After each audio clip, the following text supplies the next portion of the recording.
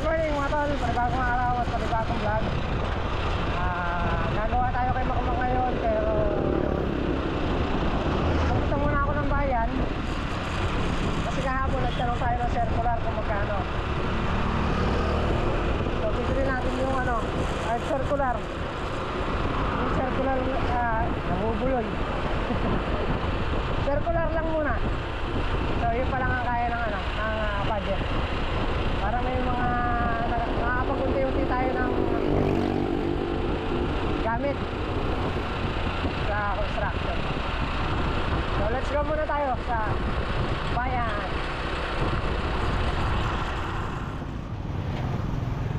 Enko.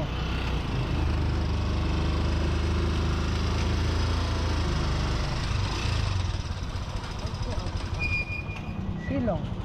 May bulok lang.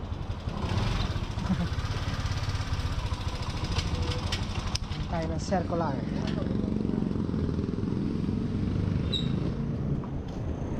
Namasapay na malaman ko. Ito yung mga pangkating ng mga plywood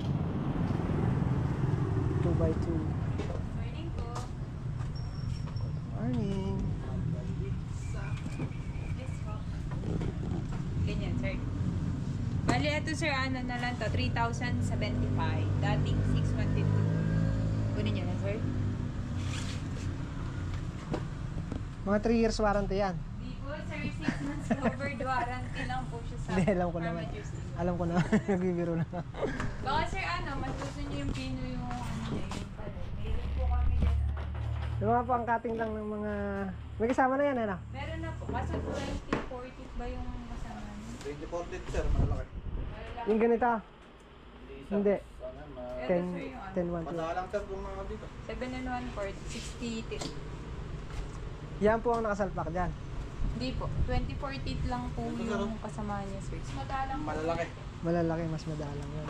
Mas maganda yung ano, no? Ito po, 520 naman, sir. Dalawa na yung laman nito, sir. Kaya sir, pag nag-plywood yun ito, yung mulmul ang mangyayari. Malaki. Oo. Kasi yung ngipin niya sir. Malalaki, no? Oo. Ayun sir ang pino. Hindi ba pwedeng palitan lang? Hindi po eh. Ay, hindi. Yan po Yan nakaset. Ito na lang sir. Ayan na lang muna. Magkano yan, ano? Bala? 520 po, dalawa na. Hindi ko na itanong pala kahapon. Dapat pala natanong ko kahapon.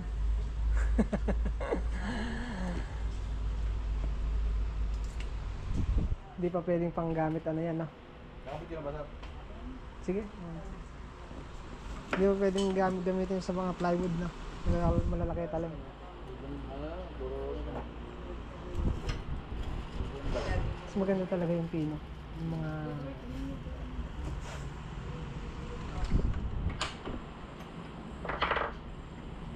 Sir, bali yan, sir, may 6 months covered warranty po sa armature stator. Tapos, yung warranty po niya yung pang police. Meron na rin ata dito. Meron na po kayo. Kami po ba yung dalawa? Tapos kinuha yung number. Yun yung number po yung kunin ko na lang po yung number niyo, sir. Ay, kapatid na ata ng paraan. Anong pangalan pa? Daniel Quintero. Bali, ganun lang din po ulit, sir, yung warranty. Tapos yung wala po kami recommendation. Pero mo na ba ito? Hindi. Hindi po okay na po yung naka-register naman na po kayo. No? Yung binili kong grinder tsaka barena. Oo. Ano po yung pangalan mo dito? Nariel. Lariel? Na. Nariel.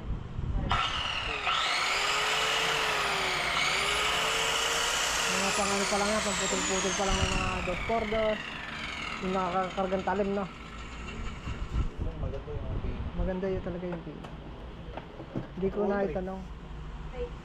Picture ako po. 1025. Ako na mag-ano. 405. Wait lang. Hindi ko na itanong ang talim. 931. Magkano?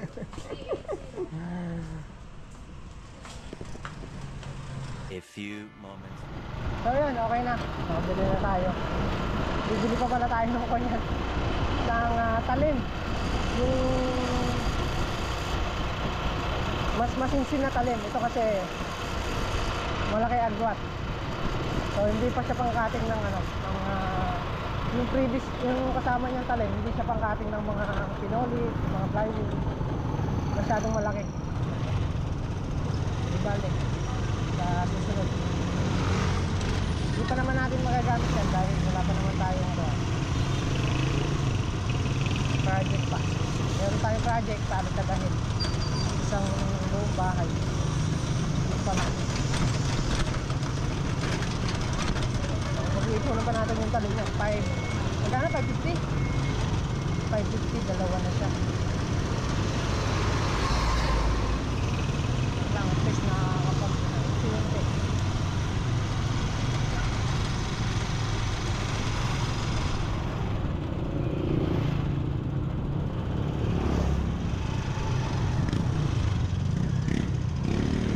Nakakaya kasi rin na ano, pahiram-hiram ka ng gamit. Saan?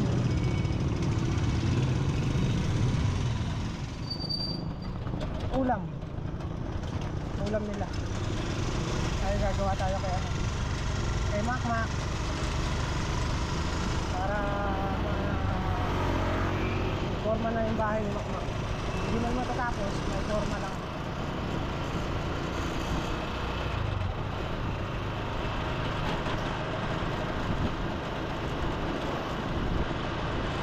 May mga ano na tayo, may mga gamit na tayo, hindi na tayo manghihiram. Iba rin kasi may sariling gamit, lalo na pagka crash na may gagawin ka, magdadamputin ka na lang. Meron akong hinahanap na brand, kaya lang wala dito ng mga gamit sana, mas gamit ko, alam ko mas matibay, pero okay na to. Importante meron tayong magagamit.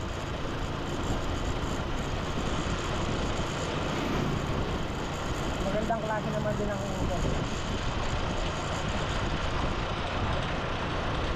Kaya doon na lang tayo bumibili. So ayan, ito na yung mga gamit natin. Wala siyang lock.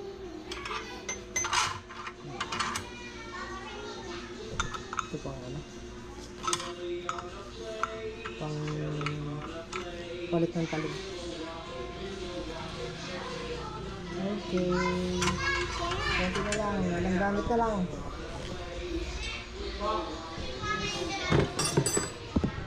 Hello, ano yan?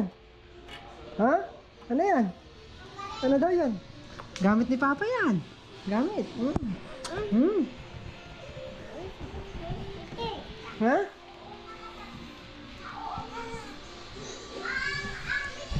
Papahinga lang tayong konti at punta na rin tayo kay Makmak.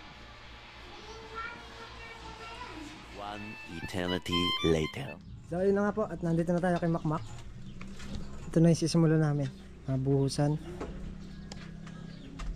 Tapos kulang pa siya sa bakal. Assemble na lang muna namin tong mga CR niya, yung sa lababo niya. Sintahan na lang muna namin. Yun na lang muna.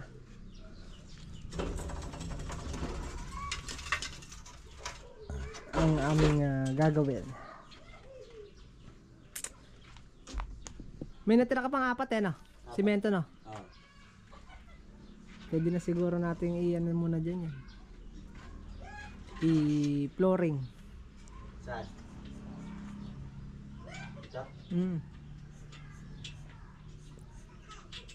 Tatambakan muna natin. Ha? Pag nagawa natin yung CR, tsaka yung ano, yung lababo, no? Kasi di pa tayo makakaangat eh. Isang poste lang muna mabubuhusan.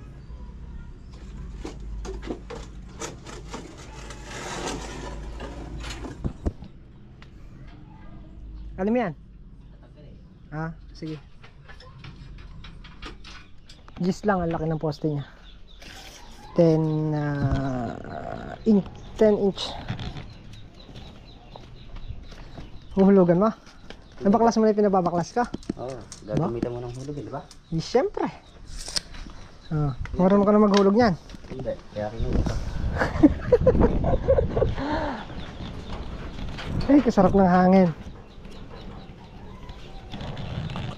Kapresko.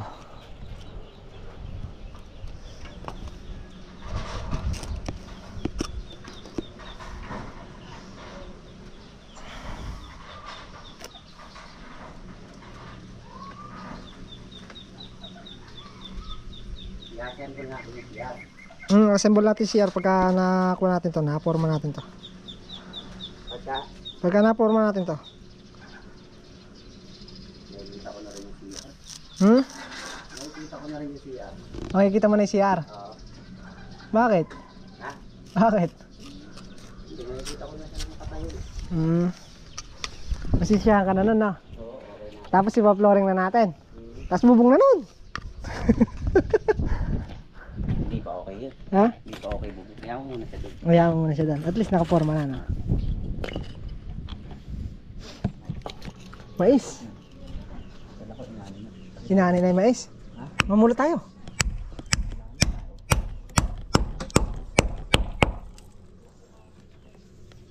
Isa pa.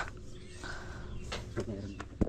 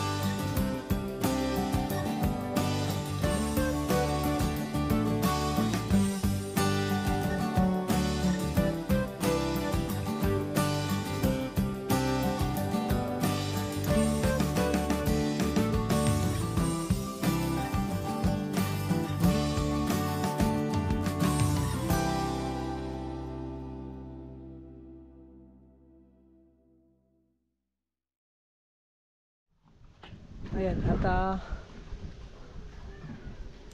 okay na. Bubuhusan na lang namin ni Makmak. Magkahalo na lang si Makmak ng mano-mano. Mano-mano, Mak? Mano-mano? Ah. Yung mixer, kaya hindi pa niya maisuli. Tawag nito. Nag-aalangan siya dun sa may tulay kasi wala siyang makasama. Mamaya nga naman, bumaligtad siya sa tulay. Kung walang mag-aalalay na kasama, kaya ganong hindi niya maibalik. Ano bang plano mo? Sir, Sa bukid? separation. Bakit? Ang plano mo? Anong plano mo? Plano ko sa bukid. Ah, Pag-iisipan pa natin yan. nag-iisipan pa daw niya. So ito kasi mga forma na to, ibabalik na rin natin. Total okay naman na din na. Ito na lang isa na to. Sa farm kasi yan, sa bukid kasi yan. So yung mga pinolik na yan na hindi na pwede doon para sa bukid, ginamit na lang muna namin dito. So, magpapalit din naman kasi ng pinolik kasi nga ala na to, wala na ibuhos niya. Pagka binuhusan mo yan, hindi na rin halos maganda. So ito na, pag nagkuhan lang kami ni Makmak, kahit na magbukol-bukol na yung ano, yung forma, okay lang. At least maitayo namin to, maitayo namin yung bahay niya. So pagkatapos ng buhusan na to, Ang aasikasuhin muna namin yung makmak yung flooring. Kailangan namin tambakan, flooringan. At yung CR nya, pag nakayari kami ng flooring, CR nya, kung saan naabot ng materialis nya. So sa taas, hindi na muna tayo gagalaw sa taas. Isa lang na umabot yung kanyang gamit. Hanggang dun lang muna kami. So pag-iipunan naman ulit ni Makmak yan. Siguradong pag may nasimulan ay nga may tatapusin. Di ba? Tatapusin talaga. At least nakapag simula siya. So hindi pa niya alam kung anong plano niya sa bukid, kung magre-resign na rin siya. Kasi tayo hindi ko na kaya talaga yung ganong sitwasyon na wala tayong kita. Tulad niya nasabi ko kahapon na may mag-high school na rin ako, kailangan ko na rin ng kita. Araw-araw gasto. Pang araw-araw na gastusin kailangan natin. Kaya ganun lang tayong na umalis na sa bukid, pero yung mga kuwan-kuwan wala yun. Mga sabihing umalis ka doon kasi may atraso ka. Wala pong ganun. At nagpaalam naman tayo ng maayos sila Sir June and Ma'am Lynn, at syempre sa mga kasama natin sa bukid. So yung mga kapatid naman natin naintindihan naman tayo sa sitwasyon na yan. Maski sila alam nila na nabibitin na rin. Ano? Busan na natin yan para matambakan natin yan. Isang taon na kasi hindi mo pa matambakan. Ewan ko sa'yo, Makmak. So pagtapos nyan, at ibabalik na rin namin yung mga gamit. Kasi wala naman kami nga asikasuhin na sa taas. Puro sa baba na lang kami. Siguro ang may iwan na lang siguro dito is scaffolding. Iniram naman natin niya kay paring Carlo. So bago namin isoli yan, ililinisin na rin namin. Tatanggalin na namin yung plywood, yung mga pako, lahat. Magagamit pa naman yan sa pag gumawa ng bakod. Magpapalit lang ng forma. Dahil yung forma hindi na siya maganda. Unahin na namin itong tambak, mamaya nga lang hapon to, para makapagpatong kami ng scaffolding na maayos. Pagka ganyan mataas, mahihirapan kami magbuhos. Una na lang itong tambak. Pagawin muna dito. Pagutom muna kami ng Makmak bago kami kumain tanghalian. Tanghali na kasi. Tanghali kasi magsisimula Masaya pag tanghali. Masaya ba pag tanghali? Mainit Hindi, galing kasi tayo ng Kabiyaw kanina. Bumili nga tayo ng circular. Kaya inabot ako ng mga... Anong oras ang pumunta dito? Alas 10. Alas 10. Tanggalin mo yun para matambakan natin at maayos yung apakan natin.